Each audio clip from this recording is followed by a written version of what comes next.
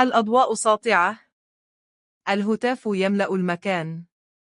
لكن خلف هذا البريق سؤال واحد لا يتوقف عن المطاردة: كيف تتحول امرأة إلى شخصية؟ مستحيل إسكاتها، ومستحيل تبرئتها من الشك. هل كانت محمية؟ أم مجرد أداة داخل لعبة أكبر؟ أم أن الحقيقة أكثر تعقيداً مما نريد تصديقه؟ هذه ليست قصة موسيقى. هذه قصة شهرة، خوف، وظلال نفوذ لا تظهر أمام الكاميرا.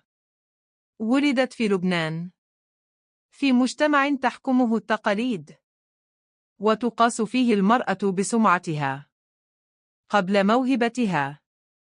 من بيئة محافظة خرجت شخصية ستقلب صناعة الترفيه العربية رأساً على عقب.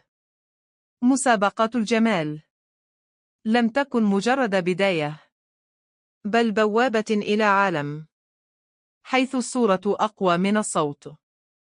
منذ اللحظة الأولى فهمت حقيقة خطيرة: في هذا الشرق الجدل أسرع انتشاراً من الفن. فاختارته ولم تتراجع. الفصل الأول: صعود صادم. بداية الألفية الجديدة. القنوات الفضائية تسيطر على المشهد، وفجأة هي في كل مكان. كليبات جريئة، إطلالات تكسر المحرمات، حضور لا يطلب الإذن.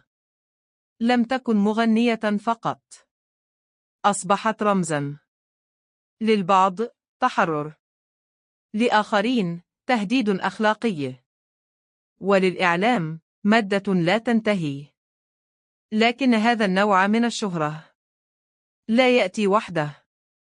إنه يخلق أعداءً ويجذب أنظاراً أبعد بكثير من خشبة المسرح. رجال دين يطالبون بالمنع، أصوات ثقافية تنادي بالرقابة، نقاشات سياسية حول خطورة صورتها، حفلات ألغيت، عروض خضعت للمساءلة، واسمها دخل. دوائر لم يكن لها علاقة بالفن، ورغم ذلك كانت دائما تعود. كل هجوم زاد من شهرتها، كل منع صنع منها ظاهرة.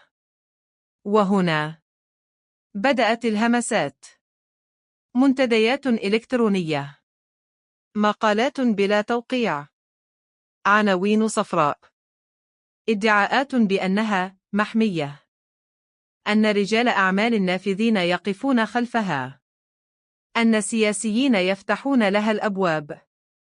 البعض ذهب أبعد: مافيا، عالم سفلي، نفوذ عابر للحدود. لكن المشكلة كانت دائما واحدة: لا وثائق قضائية، لا تحقيقات رسمية، لا أدلة مالية، لا شهود.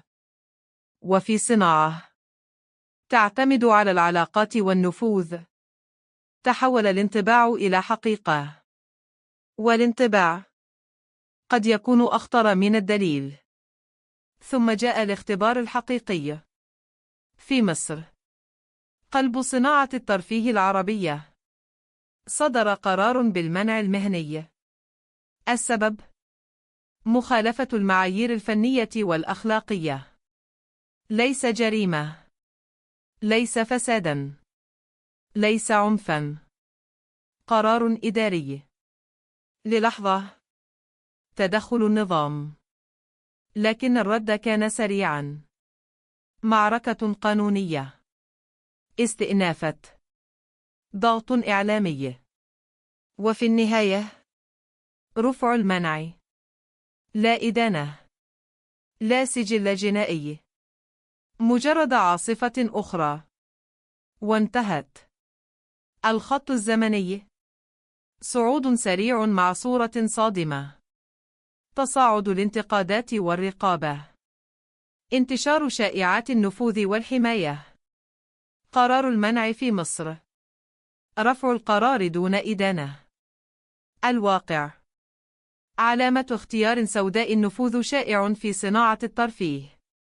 علامة اختيار سوداء. القرارات الإدارية ليست أحكاماً جنائية. لا دليل على مافيا. لا قضايا جنائية.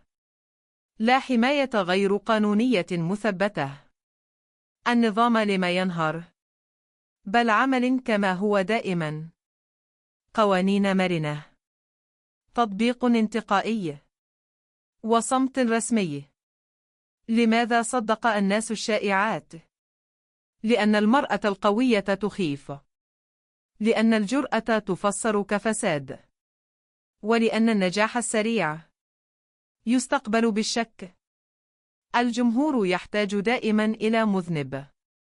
فأصبحت ساحة صراع نفسي بين الرغبة والخوف، بين الإعجاب والرفض. هل كانت تستغل النظام؟ أم أن النظام استغلها؟ أحيانا. الإجابتان صحيحتان. الحقيقة الصادمة: لم يحدث سقوط. لا اعتقال. لا نفي. لا نهاية مأساوية. بل تراجع هادئ. تقلص الحضور الجماهيري، لكن التأثير بقي. حفلات مباشرة. موضة. وسائل تواصل.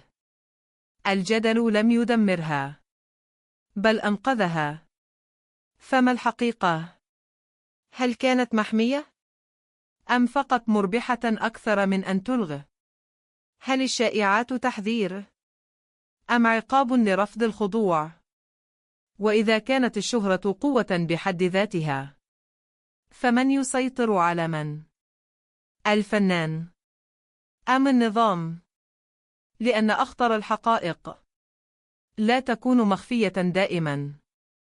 أحيانا تكون أمام أعيننا.